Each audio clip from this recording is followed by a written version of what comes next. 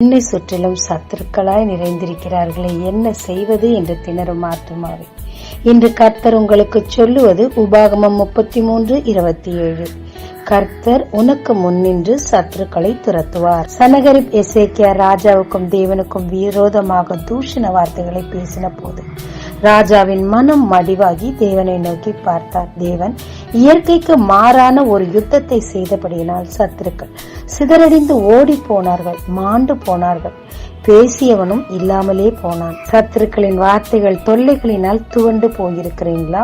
தேவனை நோக்கி பாருங்க. அவர்களை தேவன் உங்க முன்னாடி இருந்து துரத்தவும் முடியும், செங்கடலில் அழித்தது போல் அழிக்கவும் முடியும்.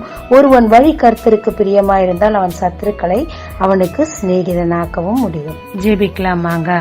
சத்துருக்களை முன்னின்று துரத்துவேன் என்று சொன்னீரே ஏசப்பா, உம்மை நோக்கி பார்க்கிறேன். நீர் சொன்னபடி செய்யும். இயேசு மூலம் பிதாவே, ஆமென்.